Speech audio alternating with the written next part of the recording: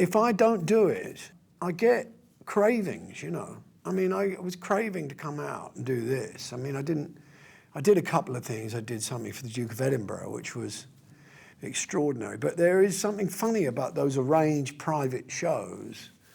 It's got to be street people buying tickets. There's something about that dynamic that makes it earthy, you know, keeps it real for me, because I could just do, you know, there was a plan, it's been talked of to make my living doing the corporate thing, playing for high fees, just one-offs. But for one thing, you're not going to get that real feeling. The other thing is that you don't, a tour, which is the catch-22, is the only way to get momentum. The only way to get to the thing where you can do it without thinking, you know, the band, like it is now, we move on to a thing where we all start at the same time. There's like unwritten stuff going on. And you have to actually have worked towards that. You can't do it on a one-off basis. Really, really difficult.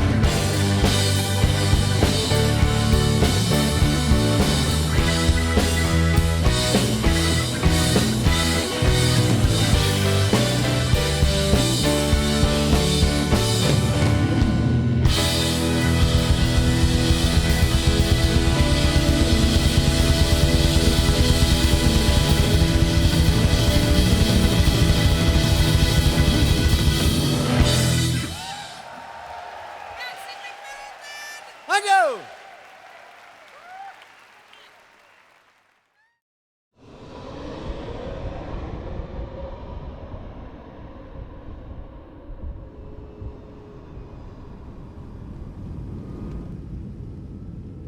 The road is, I love to play, I love to make music. I love recording more and more, funnily enough, than I used to.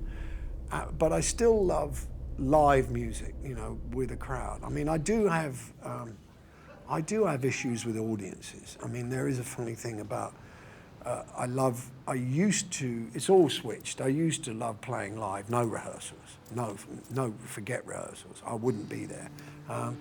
Now I like rehearsals, and I kind of get quite resentful about the audience coming in because they add a dynamic that I don't really want to have to deal with,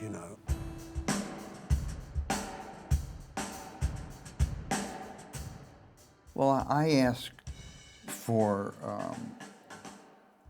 a recording of what the songs were going to be that we're going to play, and I did some homework on those. And some were, a lot of them I've played before, but the different people have played the same song, so I like to refer to the last ones that were done to see,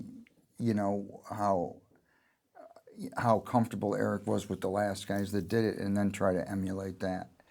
So, and that's just the way I do it. And then after we get into it, then I just look for him to tell me, which way to go, what he wants.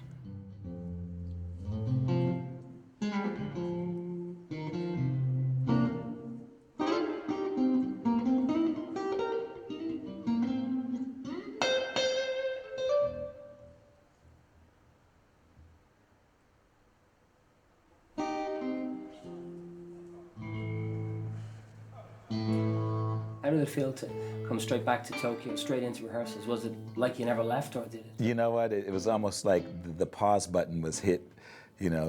All familiar faces, all friends, all mates, brothers in music, and it was just like just getting right back in there. It's like we never left. I love it. Yeah, I thought, I had an experimentation period with other players, starting somewhere at the beginning of the millennium.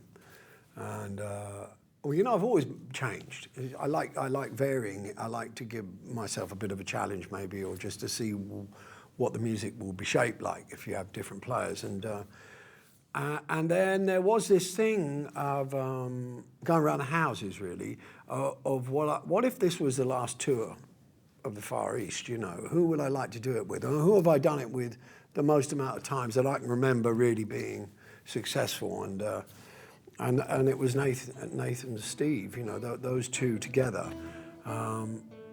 have some kind of security blanket for me. And there's something about, I've always thought the ideal band would be one that you could walk in and out of, really. And so I could be playing for a minute and they can go and sit in the front row and watch it.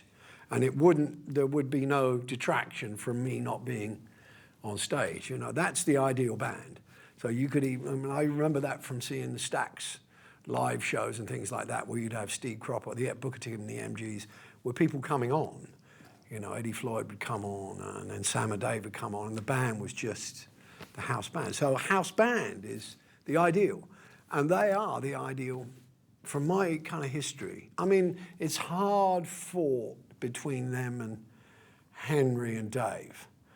It's just a different feel, but it's the same kind of security.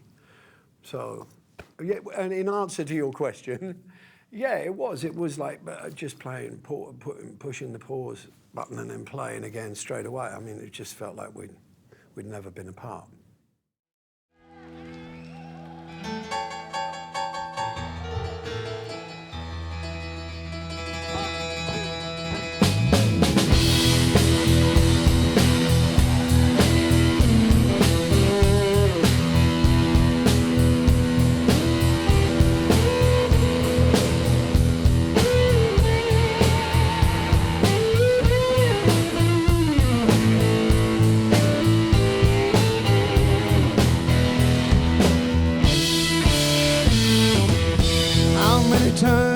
must we tell the tale? How many times must we fall? Living in a lost memory you don't recall.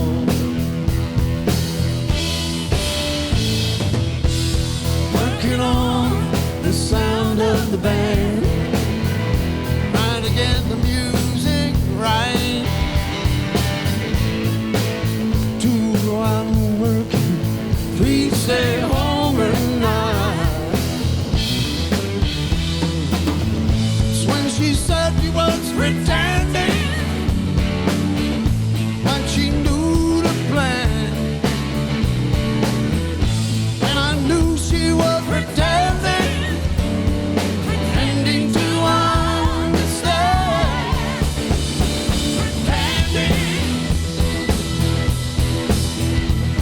Pretending, pretending, pretending. Satisfied and lost in love, shining waste and shame. You're never who you used to think you are.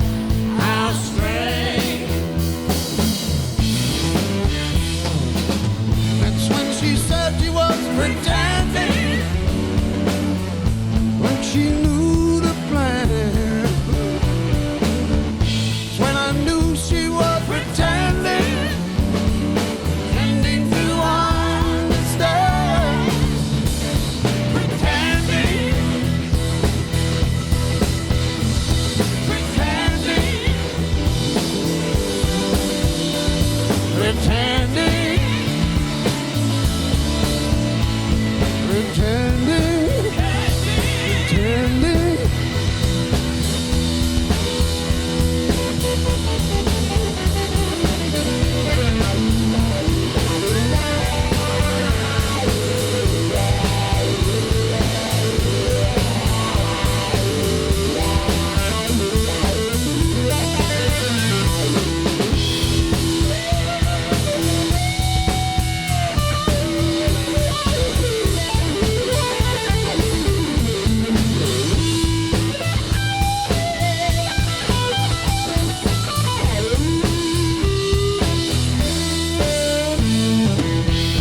I get lost in alibis,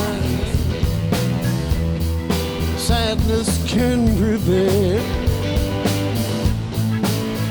and everybody knows strong love can't fail. Don't be pretending about how you feel. Don't be pretending your love is real.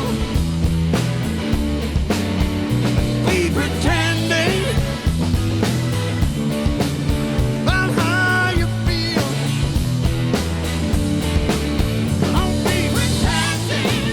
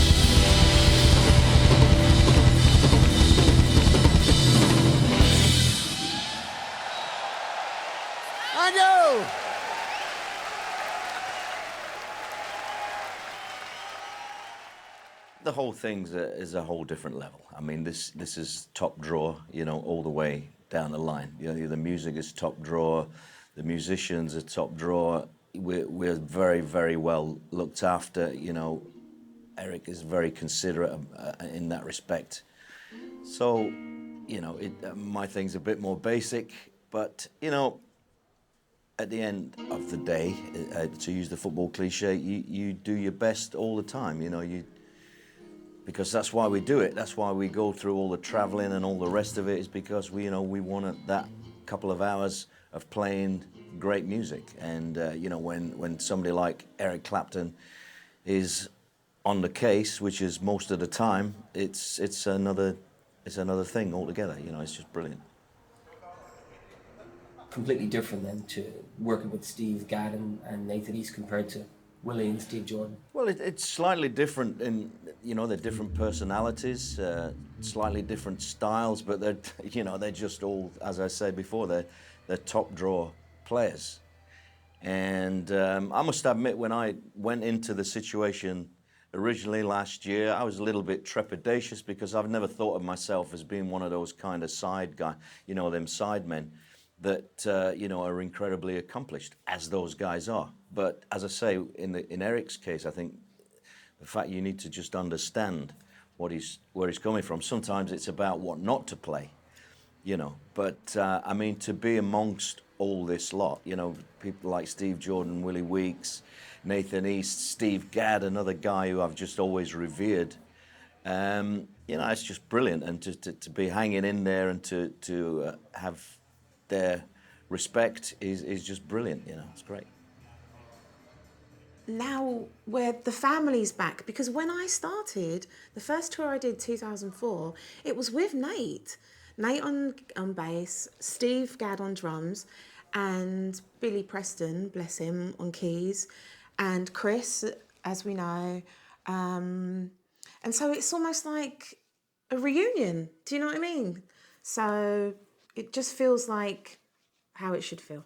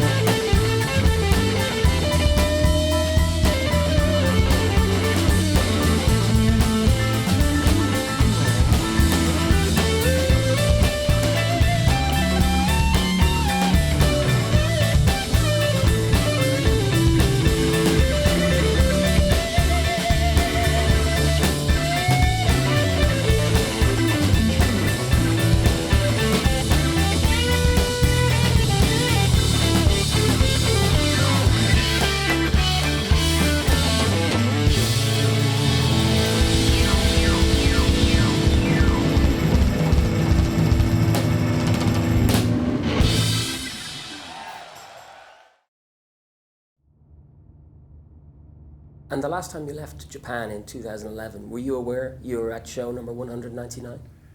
No, I don't. I've got no. I can't account for any of that really. I mean, it's mind-boggling. I did look at my. I think the discography is pretty weird too. You know, there's a lot of stuff where I've been on records anonymously, and I know, but nobody else knows. And sometimes I've looked at that, just the amount of recording that's been done. But live shows is. It's silly, you know, and there's lots of stuff off record too, you know, where I've just gone and jammed with someone, gone ding walls and played, but no, I wouldn't be able to compute it really. It's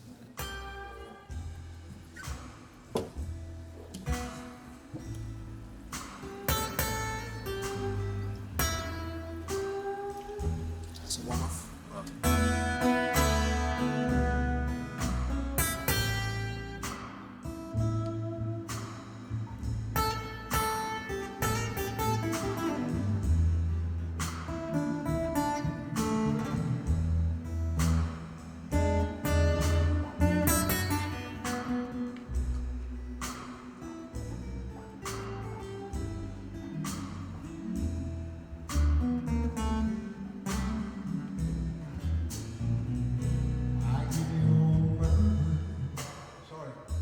And when you made the decision to wind down your international touring career after you turned 70, I guess Japan was first on the list of places you got to go before.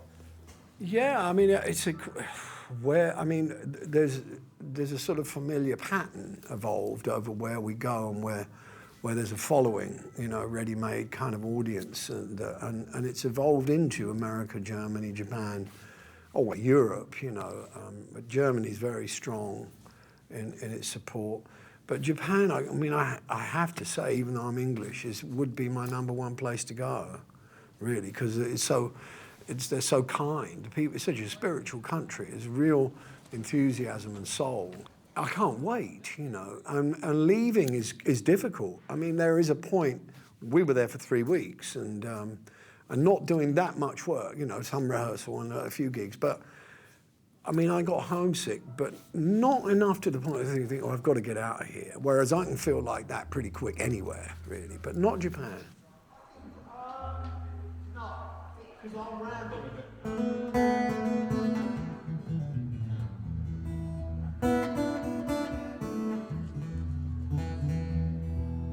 I'm drifting and drifting.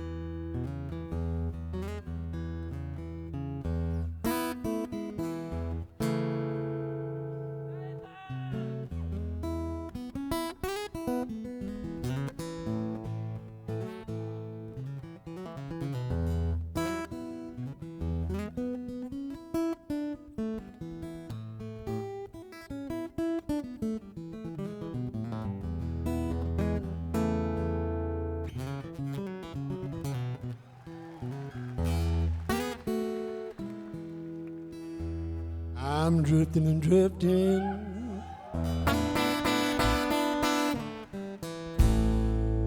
Just like a ship out on the sea.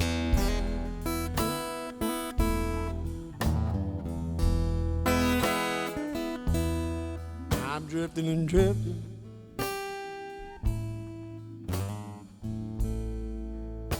Just like a ship out on the sea.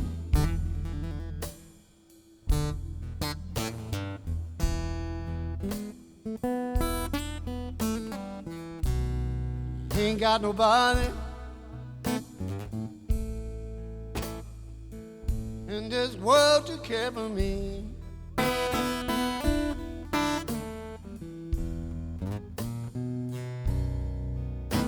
my baby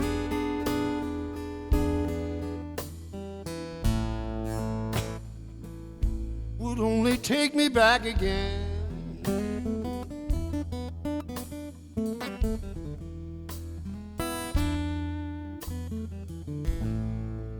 If my baby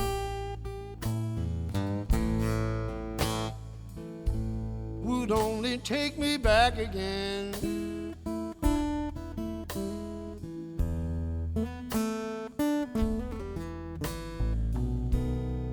I feel much better, darling, and at least I'd have a friend.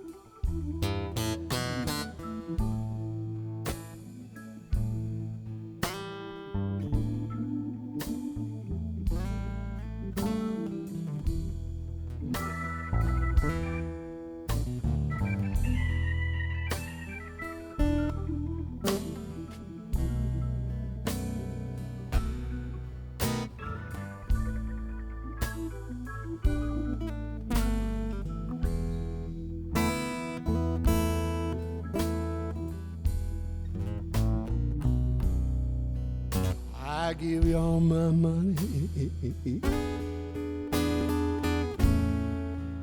Tell me what more can I do?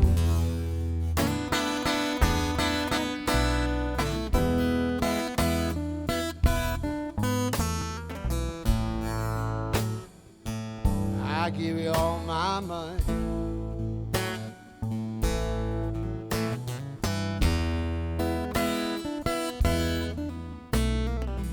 Tell me what more can I do? Sweet little girl, but I swear you won't be true.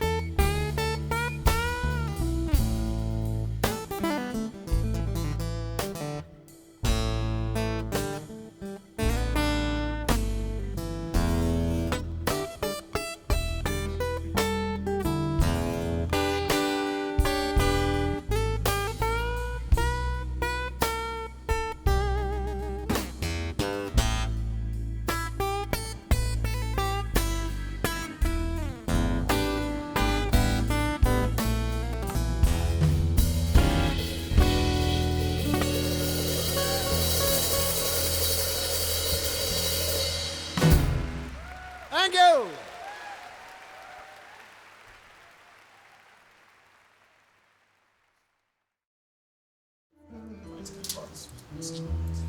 For my car, basically.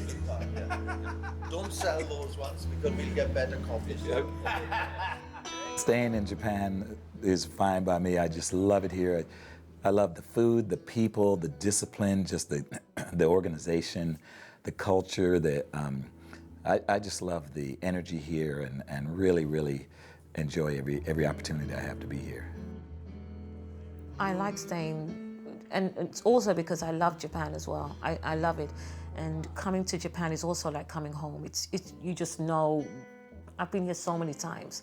So being resident at the Budokan is something I always look forward to. And I just love being here, and I do prefer playing at the Budokan for many nights and staying longer in Japan. I love that. It's more homely.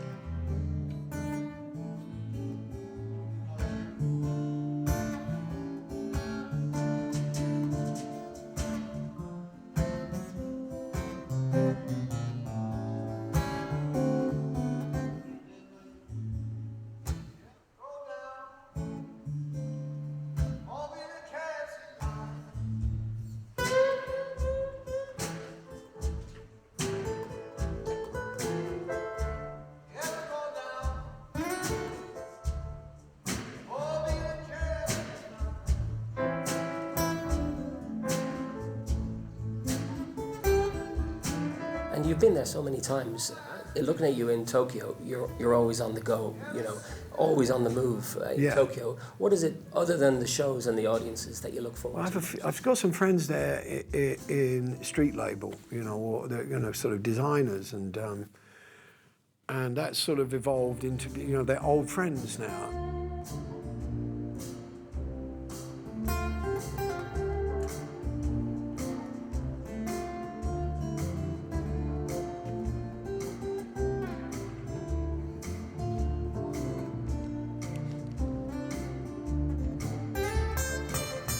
I mean, I've got a designing streak, you know, from my youth. I wanted to design things, and so I'm attracted to that.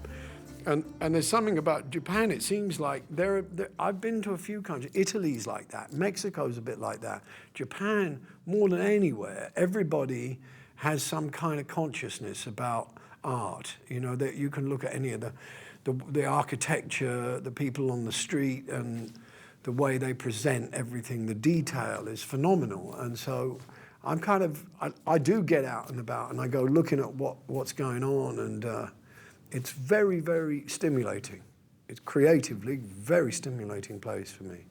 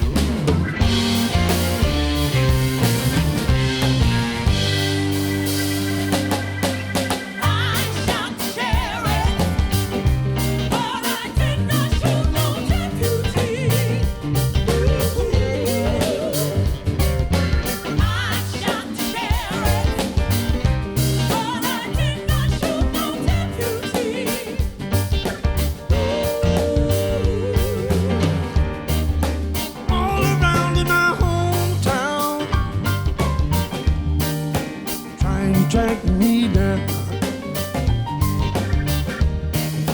Say they want to bring me in guilty for the killing of a deputy, for the life of a deputy. And I say,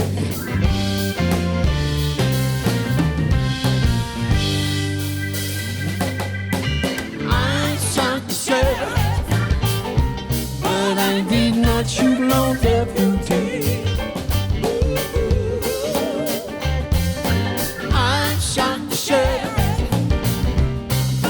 I did not shoot no deputy.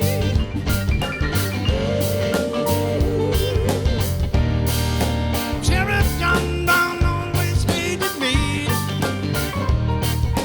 What I don't know. And every time that I fantasy said kill it before it goes. Kill it before it goes. And I say no.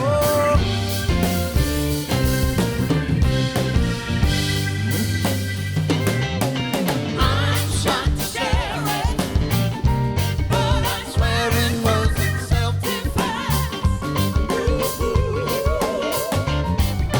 I shot the sheriff, and they say it is a capital offense.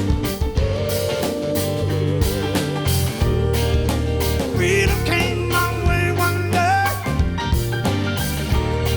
I started out of town. All of a sudden I see Sheriff John Brown. He shoot me down. Lord, but I had to shoot him down. You could be the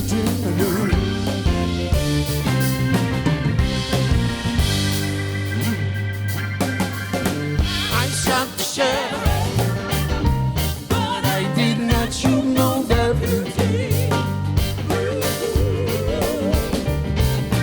I shot the sheriff, but I did not shoot no deputy.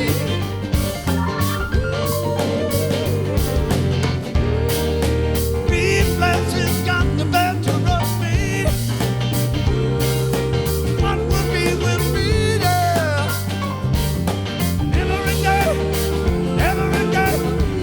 Every day the bucket goes to the well.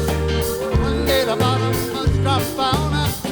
And I said one day the bottom must drop out. And I say,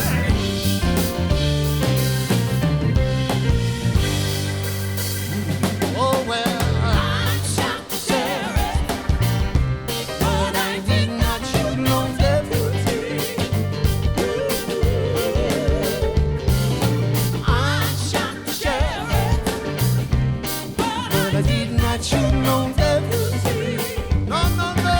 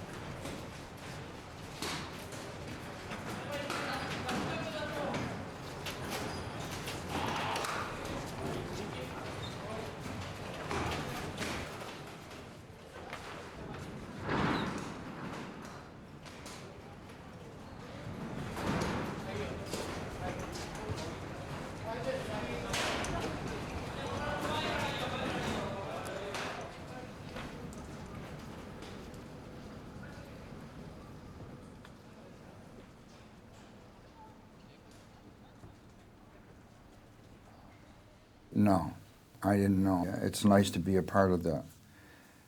Well, how many we did? Well, it's just 200. First night in Budokan was 200. That's pretty amazing. That's pretty amazing. Eric Clapton's a hard-working man, and it just doesn't surprise me. I would have thought maybe it would be more, but, you know, 200th show. Congratulations, Eric.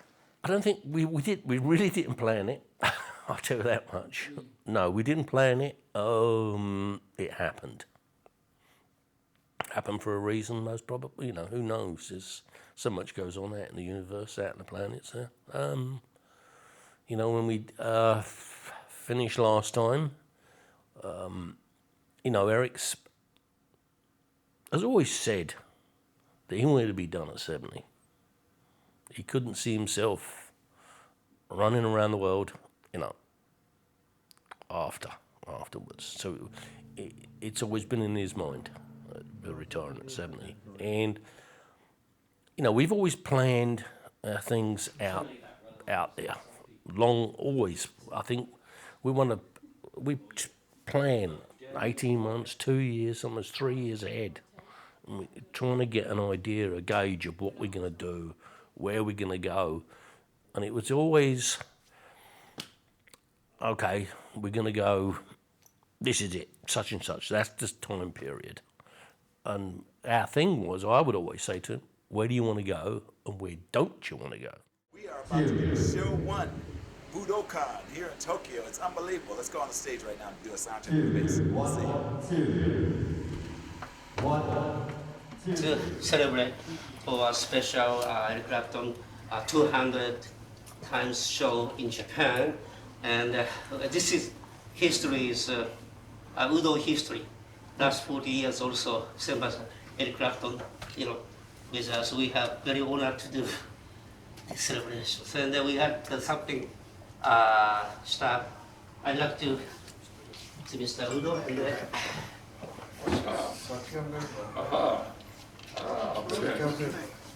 so this is just we made small memories of that 200 shows.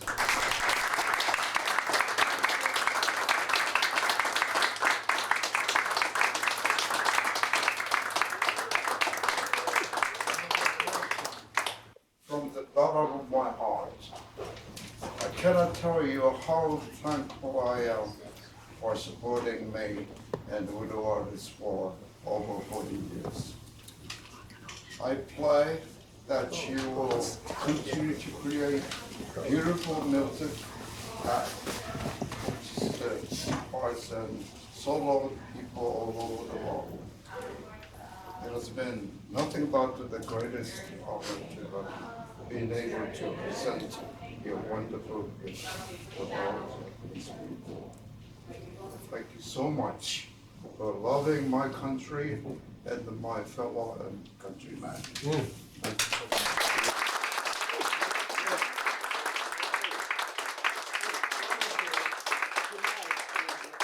83 times Budokan show will be 87 altogether, like February 28th, which is the record for the international artists playing Budokan. Oh, okay. Fantastic. Well, let me say thank you for letting me come all these years and looking after me, even when I was being a fairly bad boy. And I think you had to work very hard to be a bad boy too. Keep me company when we go fishing with the bottles in the fishing bag and everything. It was fantastic. Now, great memories, a lot of fun, a lot of laughter, and it seems like I can never stop coming here. I would like to stop one day, but Japan will be difficult to stop coming back. Really difficult, especially for your friendship. So, Friendship.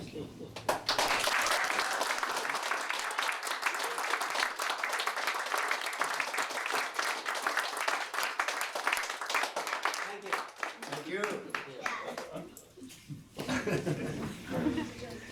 Okay. I was wondering what all clappings were. I thought I was watching.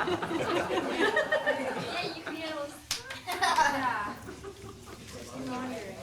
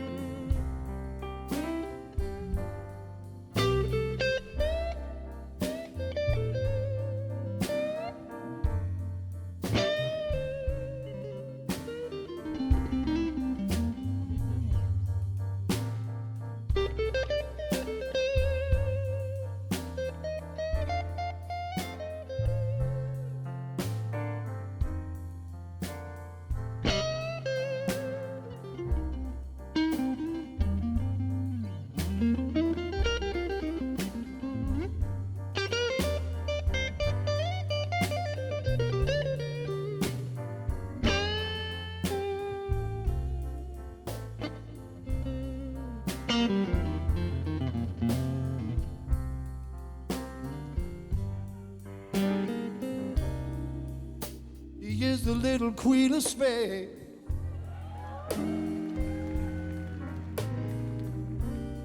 And the man will not let her be.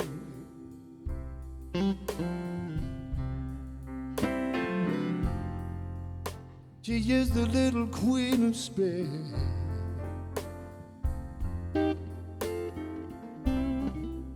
And the man will not let her be.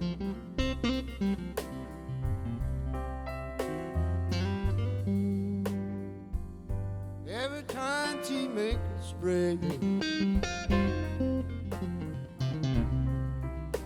cold chills run all over me.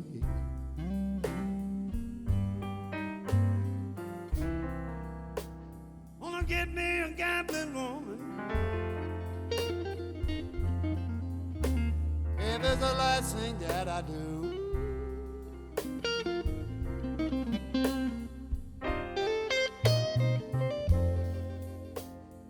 get me a gambling woman.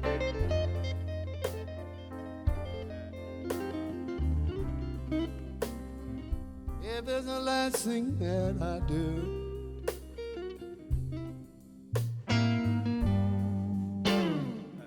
A man don't need a woman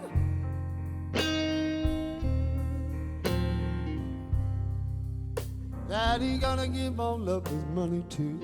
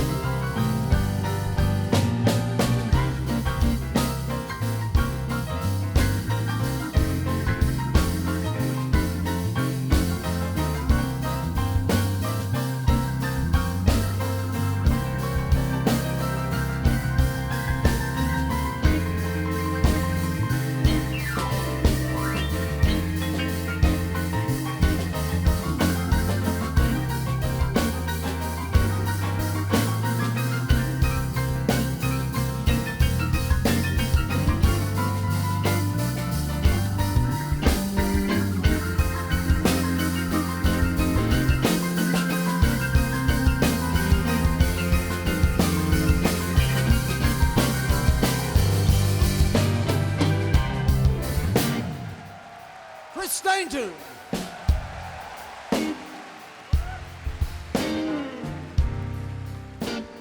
And everybody said you got a mojo. Baby, you've been using that stuff. Everybody said you got a mojo.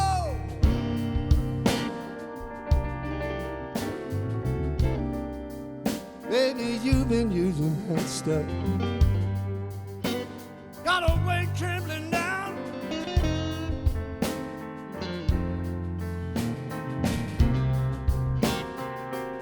And I mean it's most too tough.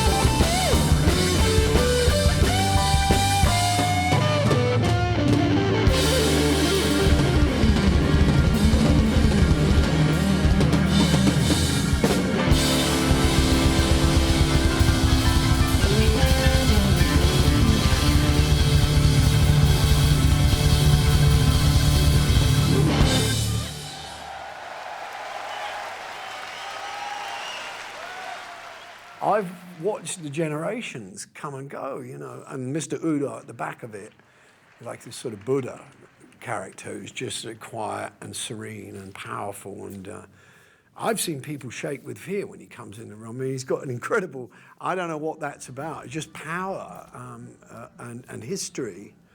But I, for instance, am thinking about Aki and how well-oiled that machine is. When we stay in Tokyo, he's usually at one end of the corridor and I'm the other. And we make an arrangement, say the night before, so I'll see you 10:30 in the morning. I'll come out of my room like at sort of 10:25 just to see if I can catch him. And I'll walk down and his door will open and he'll come out. It's like, how does he know? I mean, either he's listening, but there's a telepathic thing going on with the care and attention. It's on another level, it's an absolute devotion. First time I met him back in 1989, Journeyman Tour. And since then, I'm stick around with him all the time, from the morning till the night. And I caught him taking, this to me is now getting scary, because I noticed he was taking photographs of all, you know, we'd have lunch and dinner, he'd photograph everything. You know, I think, well, he's blogging or it's a journal. Finally I said, what are you doing? He said, when you come back, right, this is something of course I'll come back.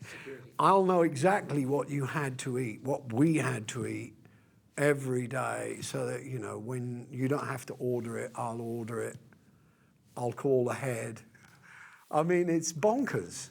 It's completely bonkers, isn't it? But you can't help but admire it. And I mean, and I love that, you know, it's almost stifling, but not quite. They know, and they're very sensitive about that too. You know, when they know to give you space. I've never bumped into anybody in Japan, ever. Do you know what I mean? Walking down the street, it's an incredible acknowledgement of space. People never shove or you know, they step back. The respect is extraordinary.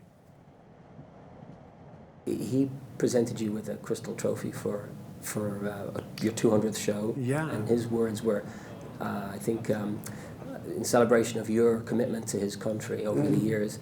And also, then you had thanked him for all his support, and you had said, I think what you said was, thanks for all your support, you know, even in the dark times. In the dark times. Yeah. I guess my question is, how do you account for your relationship becoming so strong even during those days, even right at the beginning when you know, in the 70s? Well, to give credit where it's due, he was dear friend with Roger Forrester, my earlier manager during the. Well, Roger really kind of stood by me and got me through the dark times then, through the 70s and 80s, and through the 90s too.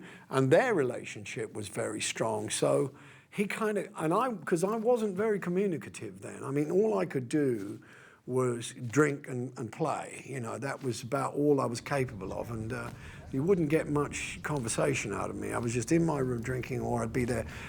But I think Mr. Udo got to know me through Roger.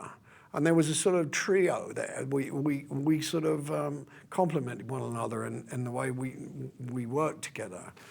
And as that evolved, and I got sober, and then, you know, tried to take my life back, and there was a certain amount of resistance from Roger, so we had to part company. But Mr. Udo stayed there, as did Peter, you know, as did Michael, and so there's been, you know, he's like a foundation of my working history, really. I mean, there was a couple of people in Europe, maybe a couple of people in America that represent something like that, but not in the same way. There's a much deeper history with Mr. Udo, and it is something to do with what I think the English and the Japanese share, which is a sort of the honor system. With us, it's chivalry, and with them, it's I can't remember what it's called, Bushido, I think. And it's about you always do the right thing, and you stand by your friends, and loyalty, and so I think I mean, I remember even there were times when Roger couldn't be around me when I was in Japan,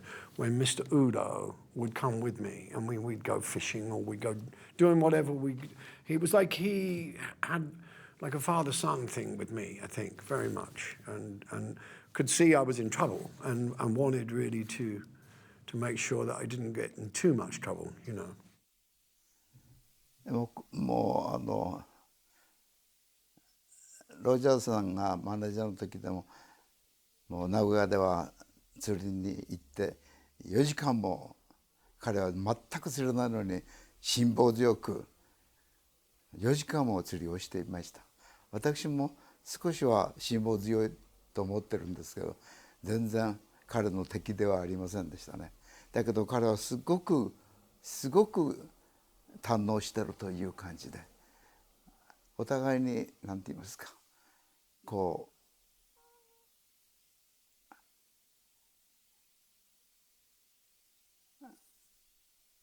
素晴らしい時間を持てたと思ってます。They go back a long way, and I think that Eric's done all of his tours in Japan with Mr. Udo. So, man, they've got a relationship that's been going on, you know, for 40 years, and so yeah, I would imagine it is going to be emotional.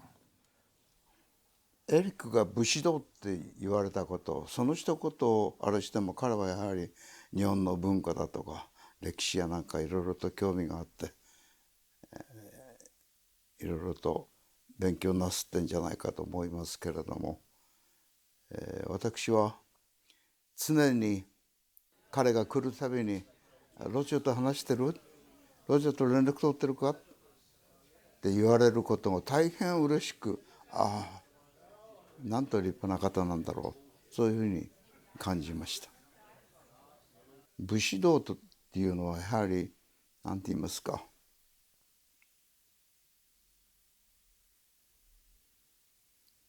一言で言うなら、あるものの本には武士道とは思いやる心だというふうに言ってる方もいらっしゃいます。武士道の道というのは導くと、道ということで、いわゆる人の在り方、人の生き方、それからこの世の在り方、いろんなものを含んだ、いわゆる普通の人の立派な道、それを僕は武士道と言うんだろうと思います。ロジャーが私のことを全く何て言いますか、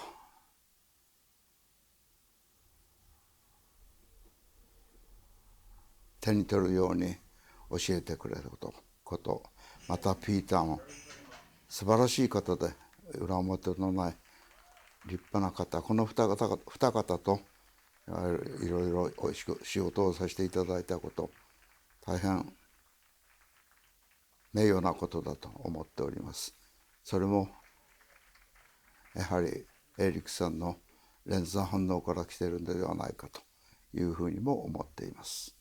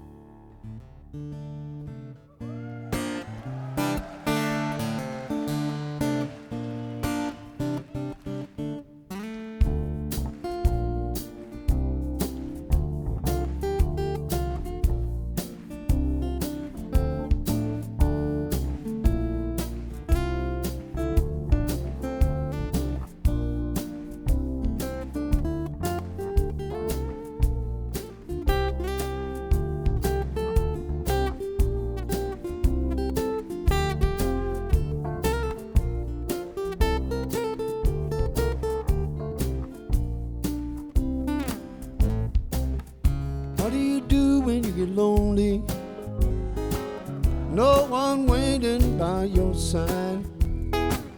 You've been running, hiding much too long. No, it's just your foolish pride. Layla, got me on my knees, Layla, begging, darling, please, Layla. Darling, won't you ease my worried mind?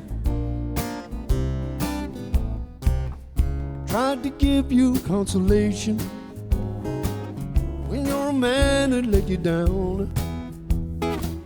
Like a fool, fell in love with you. You turned my whole world upside down. Layla, got me on my knees, Layla, begging, darling, please, Layla. Darling, won't you ease my worried mind? Make the best of this situation, before I finally go insane. Please don't say never find a way. Tell me all my love's in vain. Layla,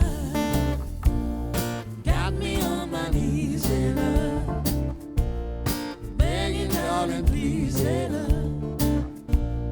Darling, won't you ease my worried mind? Layla, got me on my knees, Layla, begging, darling, please, Layla. Darling, won't you ease my worried mind?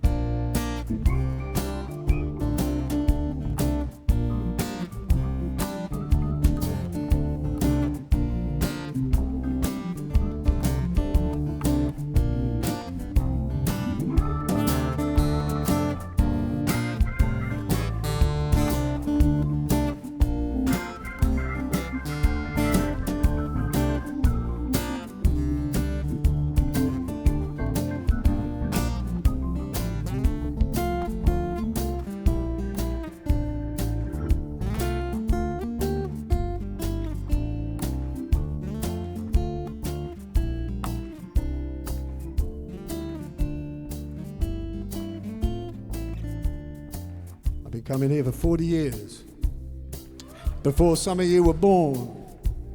And it's the best place I've ever played. It's the best place in the world. Thank you for everything.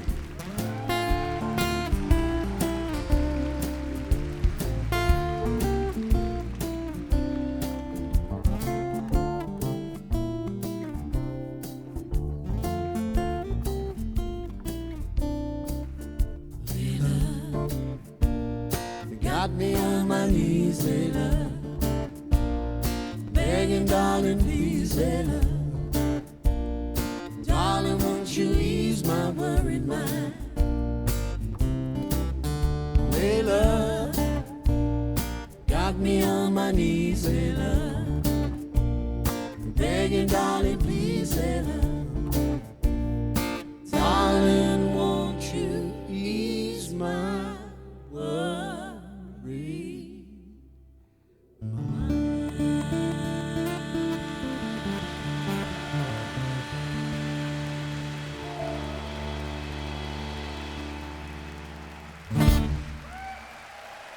Thank you. Nobody knows if this is going to be the last time that Eric will be in Japan. We don't know. So for me personally, it will be bittersweet. It will be the end of a beautiful book. To fellowship and reflect on what just took place, the the success of the tour, the joy that we have being together, which, you know, I mean, I love it, and I would imagine, you know, there'll be some tears at this one. I think it's the same thing as what I leave behind is that thing that we're talking about, that soulfulness that they have, and it's in their history, the way they conduct themselves. Their philosophy is very powerful. It's always been attractive to me, and I can't really explain that. It was intuitively attractive to me as a teenager. I was interested in their culture and their art and their movies and stories and the history, and I was kind of really ashamed, you know, when we did what we did with Hiroshima and Nagasaki, and yet I've seen how Japan accommodated that and really, you know, took that on board and learned how to really, I don't know what's the word, assimilate it really into their own culture. So that, I mean, that's the funny thing about the street culture that got me, was that they can make better American clothes than American clothes. You know what I mean? Like their denim is the best denim because they took all that stuff that they saw, and the military stuff too. They make better military clothes. So all of that stuff that happened to them, they just assimilated and put it back out there. And I thought that was an ingenious move and great survival technique. But underneath all of that, there is this soul that goes on that's unlike anything else. In America, it's there. It's there because the music came from there, so it has to be from there. And to a certain extent in the UK, but there's something really deep in Japan that always calls me back. You know what I mean? And we didn't, you know, I said to Peter, well, you know, be aware that whatever you say in your speech at the dinner, I'm going to deny, you know. So if you say, this is the last time, I'm going to say, I said to Mr. Udo, whatever he says, it's lies. I said, don't take any fucking lies, because I'll always come back.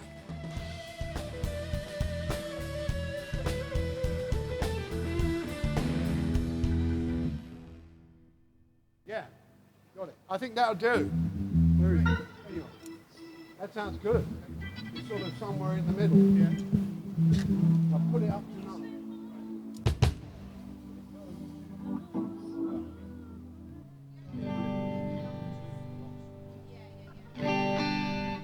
Can we just rehearse Wonderful Tonight a little bit?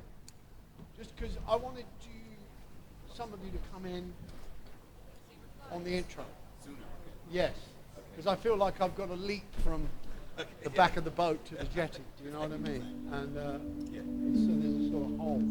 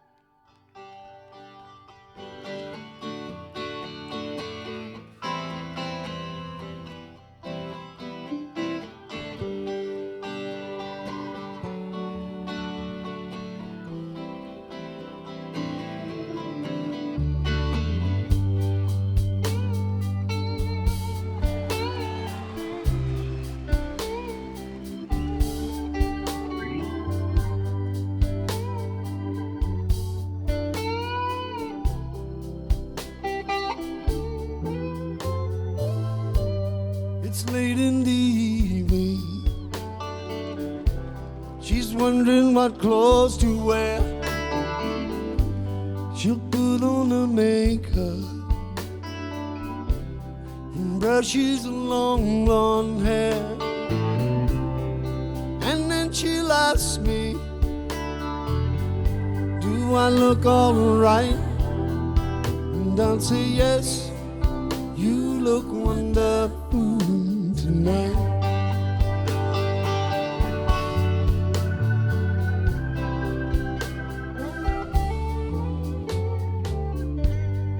Go to a party, and everyone turns to see this beautiful lady that's walking around with me. And then she'll ask me, do you feel alright? And I'll say yes, I feel wonderful tonight. I feel wonderful 'cause I see the love light in your eyes. And the wonder of it all is that you just don't realize how much I love you.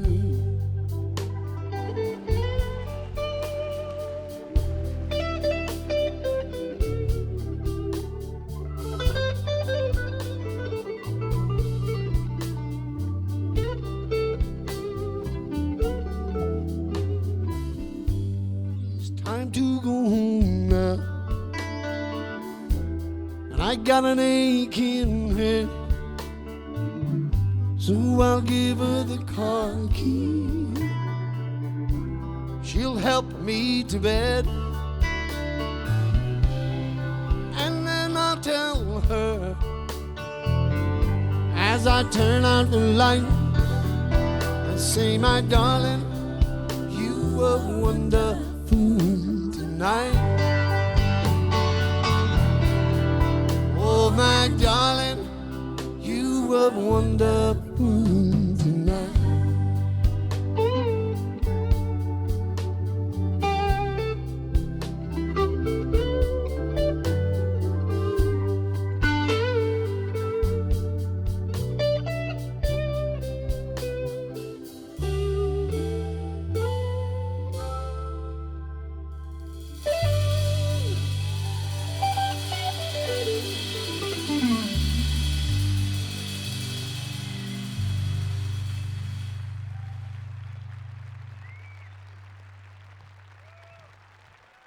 Thank you.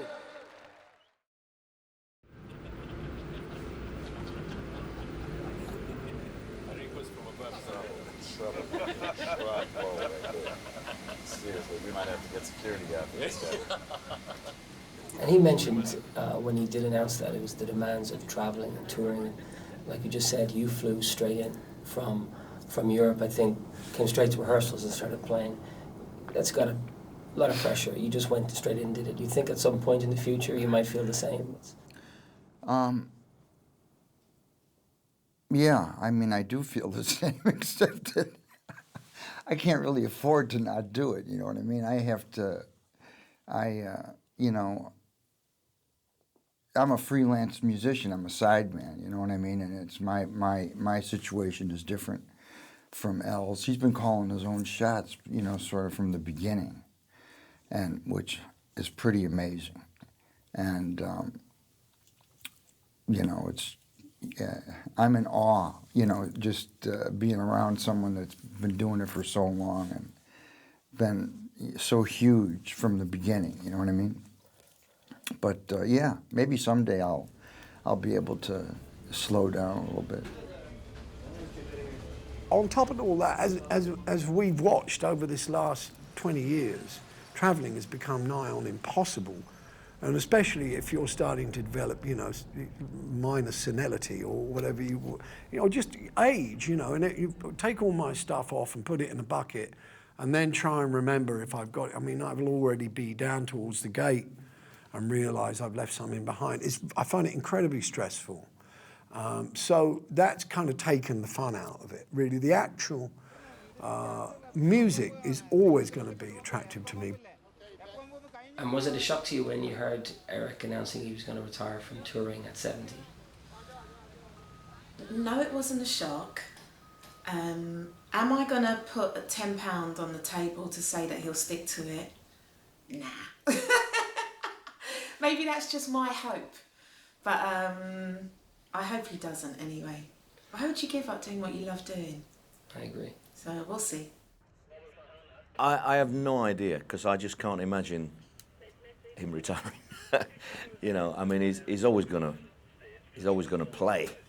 he must do. I can't imagine for all those years of really learning and honing your skills and your craft. And I mean, it's not like he's deteriorating. I mean, he's on fire, you know, at times. And I just can't imagine him letting those talents go to waste. So hopefully, I hope it's just the, you know, a state of mind, or I can't imagine a time when he won't play. I hope not, anyway. Well, you know, this thing, I don't think they believe me any more than anyone else does, really. Oh, yeah, here he goes again. I mean, Malia's the saying, oh, yeah, well, I've heard it all before. I've been saying this since I was 18 years old, really. I mean, I retired when I was 17. I think when I left the Yardbirds, I was out. I wasn't going to do this anymore. I was going to do something else because I thought, well, there's nobody out there on this kind of level that wants to do it the way I want to do it. They all want to be on TV, and they still do. It's still pretty much the same. There are a few people, Jimmy Vaughan, you know, Derek, or Gary. But Gary was on the Grammys, and I think, oh, bloody hell, he's gone. There's another one, bites the dust, you know. But it's always been that thing of like, am I the only one that thinks like this? And thank God I'm not. I know there's a few that think it's more important than selling, you know, or just commercial existence.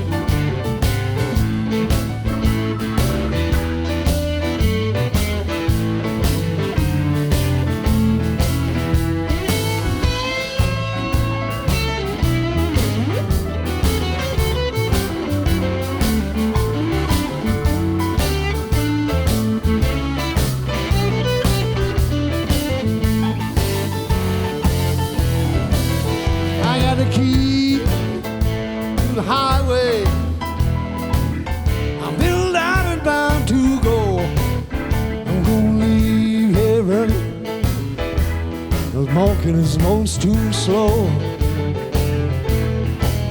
I'm going back to the border.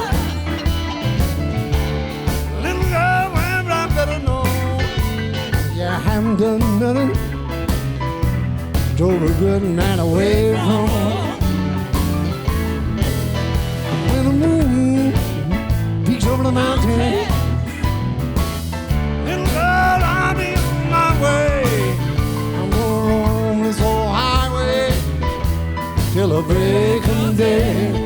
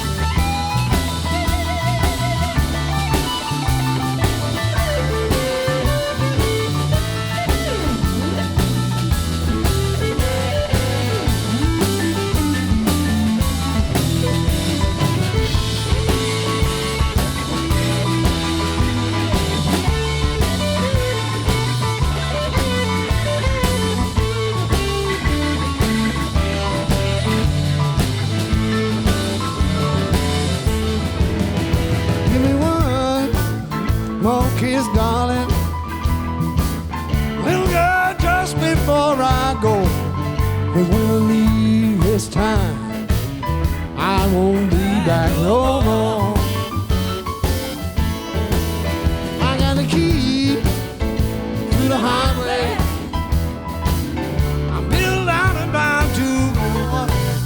I'm gonna leave heaven, walking home's too slow.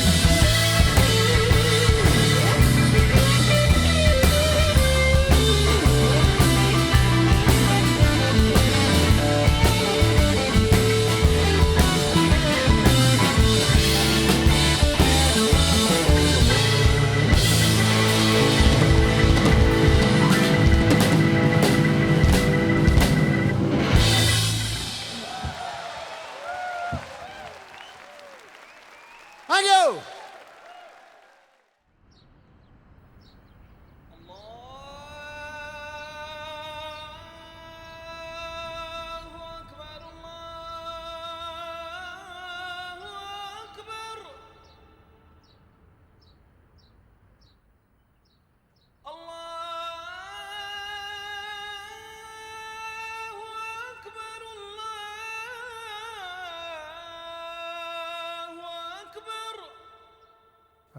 Bahrain came about really because of the friendship of Eric and Prince Salman.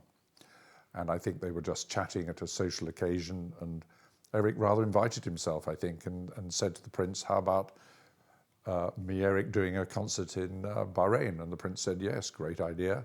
So that's how we're ending up in Bahrain at the end of the tour. Simple as that. Yep, simple as that.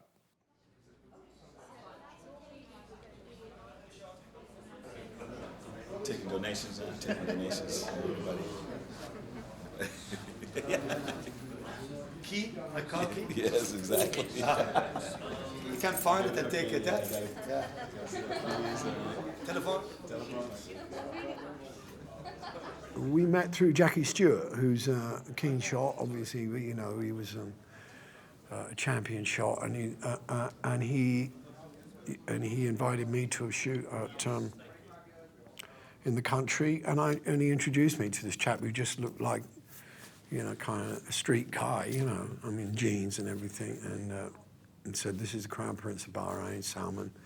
And he said, oh yeah, I love you. And he was clearly a music fan, and we've been sort of communicating on that level for ever since, really, and doing a little bit of hanging out together, and you know, I was really keen to turn him on to people like Gary Clark. You know, I said, you have to check him out, and he flew to Amsterdam to see Gary play, and then had him play after the Grand Prix, because that was one of the things that was how Jackie got involved with him, I think, was through King Hussein, maybe the royal families in the Emirates. You know, that he persuaded Salman's family to build a racing circuit there, and that's, I think, how the Grand Prix. And I started going to the Grand Prix there, and so I thought, well, you know, if I'm going to do this thing, maybe just one little pocket tour, which will mean flying from one country to another, staying in hotels.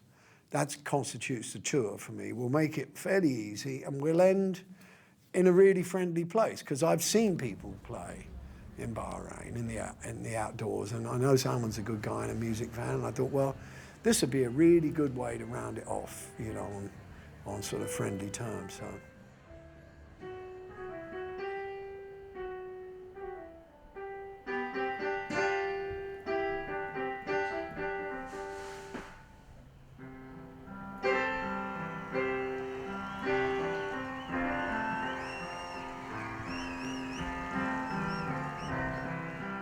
Poor guy, he's done his, he's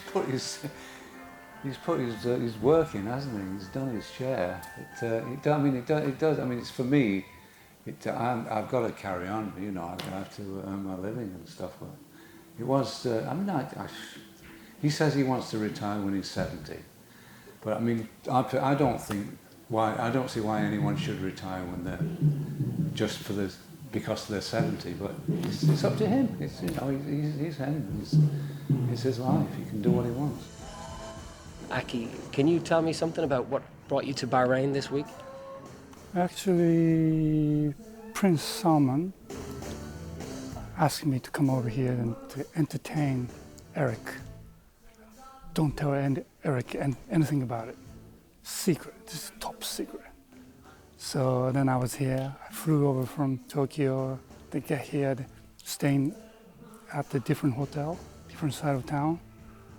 Then go down to his palace. Then Eric came in. Then he was talking with many people. Then I was standing right next to Prince Salman. He was like, first of all, look at my face then. What are you doing? Something like that. And he brought over, it wasn't just you, he brought over his favorite chef from Tokyo. Oh yes, which is teppanyaki grill chef and their waiter. So we're trying to bring the restaurant to Bahrain. Did you bring the meat also? Oh yes. How did you manage that? Actually, they're very helpful because all through from the custom, easy. So we brought tenderloin, sirloin, Japanese rice, mushroom. So like 2 or 3 suitcases packed. Just in a suitcase? Clear, easy.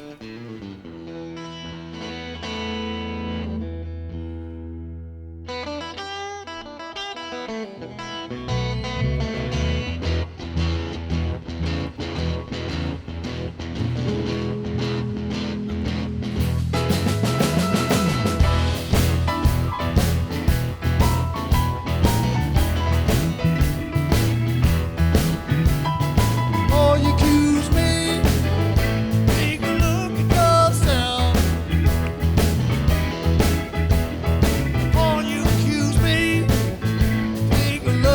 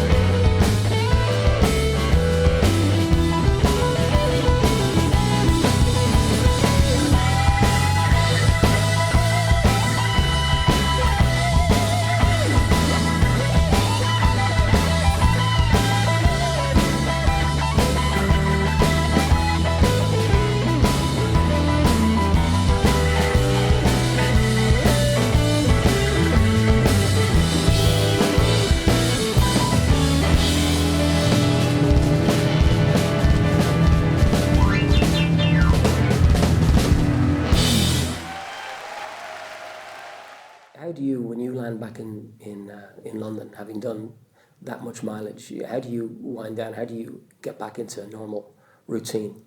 I'll go for a drive. I mean, that's what I really miss about the road, actually. And sometimes in Europe and America, I'll rent a car because that's like meditation for me. Driving is I contemplate and I relax. So I really miss driving, and it's the first thing I want to do when I get home is get in the car and go for a drive. I mean, and say hello to the wife and kids and get in the car and go out. But just down to the shops or just down to Cranley, fill up the car and come back. I mean, I love that. It's tough. It's not the same. It's not the same anymore. I mean, as we always say, it used to be a game. To 1967, 68, when I started, it was a game. It was fun, It was like, well, hey! Then all of a sudden it turned to a business. The music, the songs, and the family. This is my family. But most of all, I will miss the music. Getting on stage with Eric Clapton, who I still am humbled to be singing behind. But I will miss the music, the fellowship from the EC family. I don't know if he'll ever really I don't think he'll ever really stop playing. Maybe, I don't know if he'll do like long world tours. I mean, that's rough. But I mean, I hope he can, I hope he continues to do some things, and that some of them maybe I'll be involved in.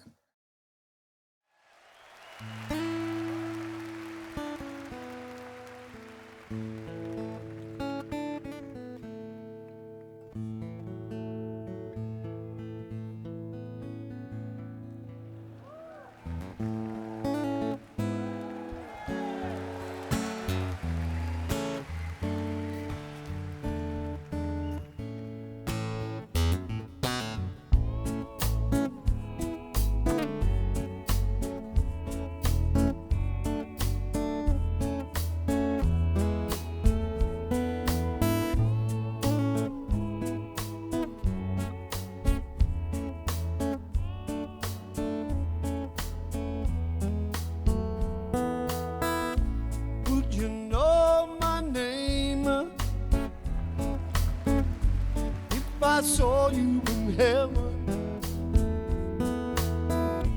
would it be the same if I saw you in heaven? I must be strong and carry on, 'cause I know I don't belong here in heaven.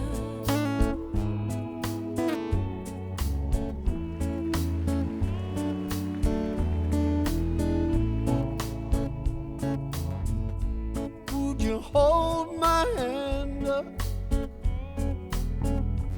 if I saw you in heaven? Would you help me stand if I saw you in heaven? I'll find my way through night and day, 'cause I know I just can't stay here in heaven.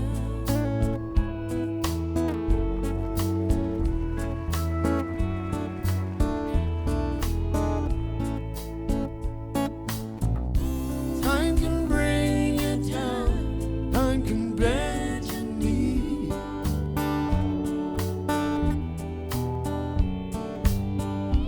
Time can break your heart. Have you begged and plead, beg and plead?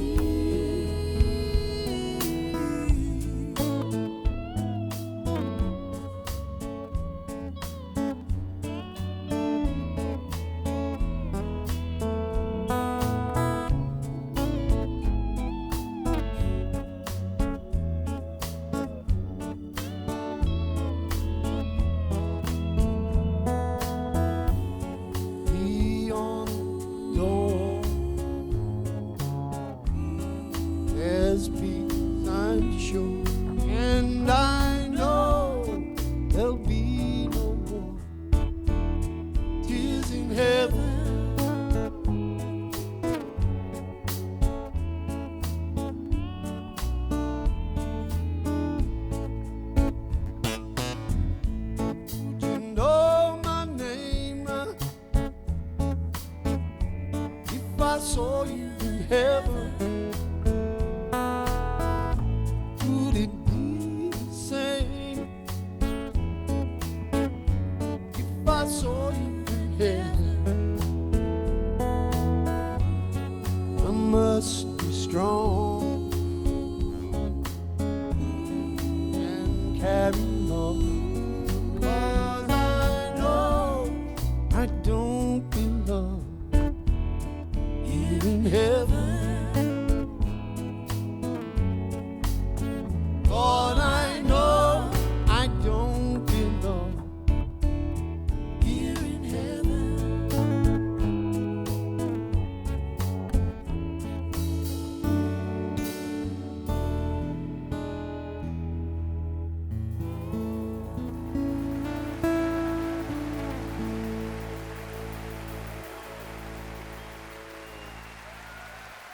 Thank you very much.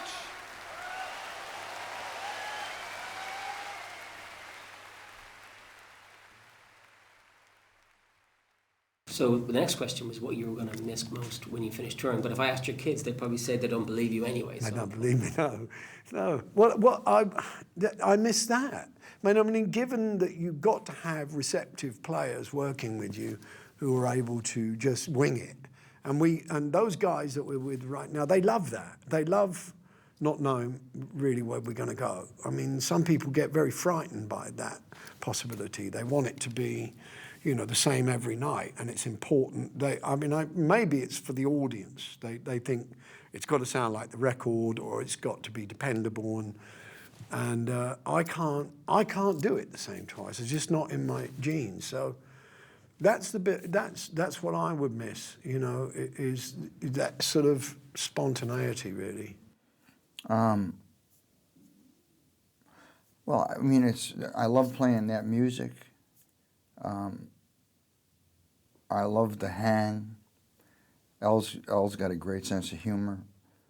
I just enjoy the camaraderie. I enjoy on and off the stage. We go out and have meals, but I just would miss, going to work with a great, a great friend, and just the camaraderie of playing music together.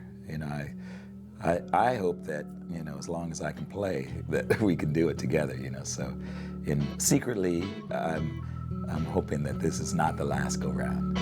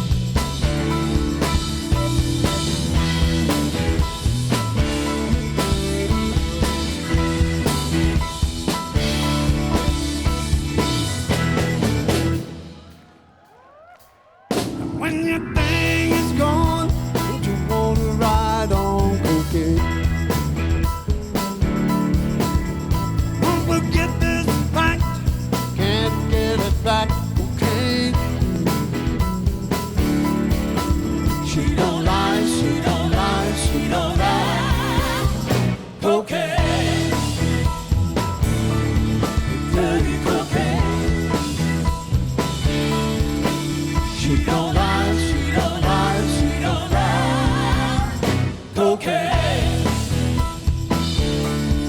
Dirty cocaine.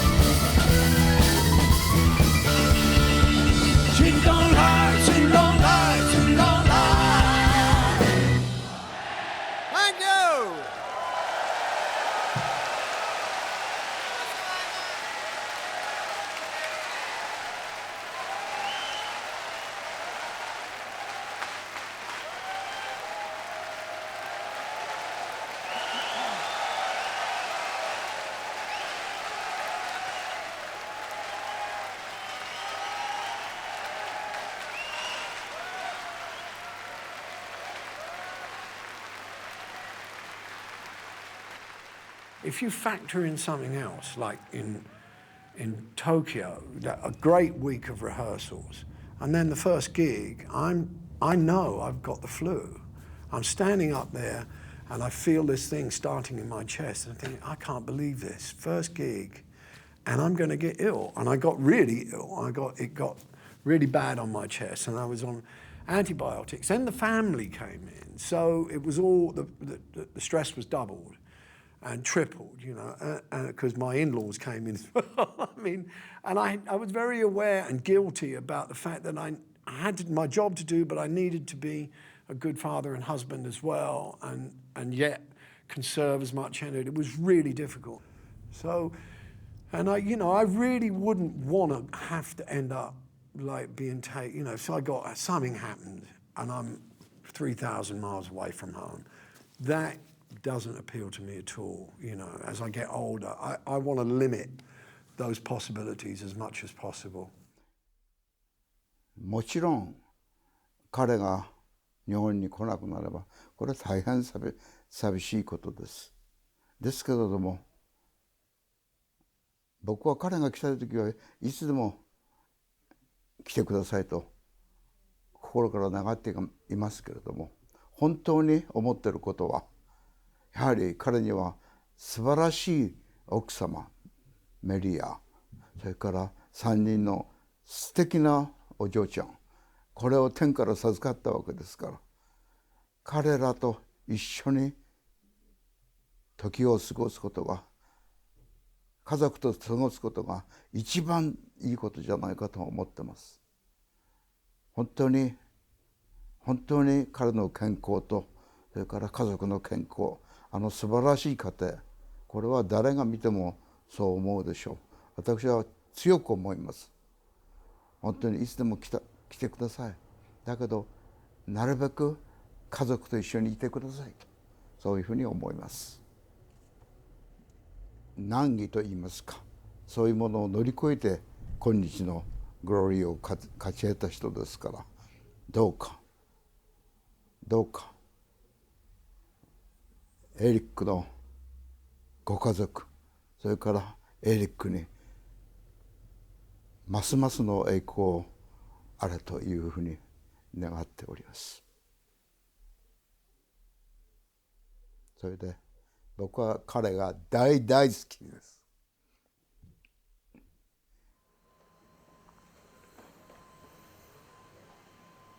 That would be that camaraderie of this little group of, you know, it's like a little army wandering around the world. You know, a bunch of 20 guys and ladies, and just, you know, wander around the world. And it's and people say, "Oh God, are you so lucky?" And then you think, nah, it's a job really, but it's like no other. You know, I don't think there's anything compared to it. It does. It's flying by, isn't it? I mean, I'm just happy to be kind of still able to do it. I mean, I get in pains now. That's the other, you know, getting, you know, like Robert, in your shoulder and arms and a bit of back. But, you know, lucky to be. I mean, I'm still, I mean, there's not that many people going out there. And I don't use a cue card. I mean, they're all using bloody idiot cards and stuff, you know. They are, I know. And so blessed, really. I mean, and I think I have to weigh that up when I make these statements about retiring, is that, you know, if God's given me a gift and I'm not sharing it, you know, that's a little bit tricky. That's something I have to think about, you know. Somehow or another, it's got to be perpetuated, I think, because otherwise, why am I here, you know?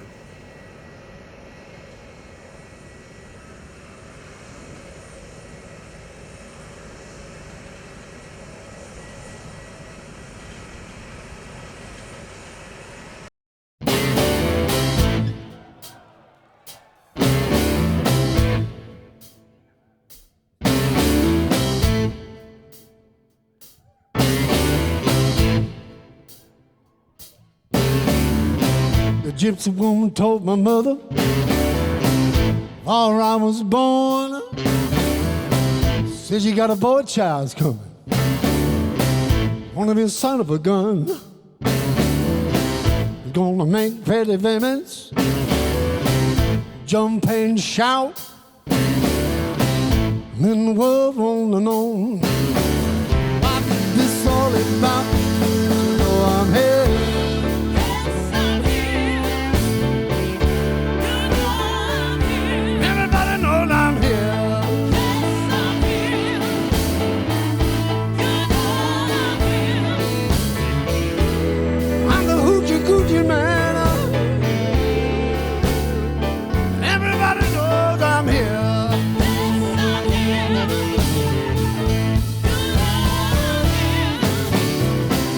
Got a black cat bone,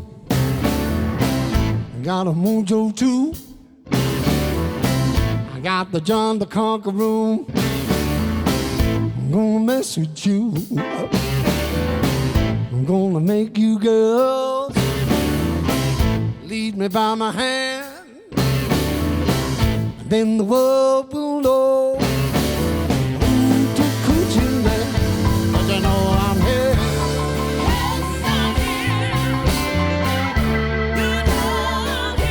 Everybody knows I'm here.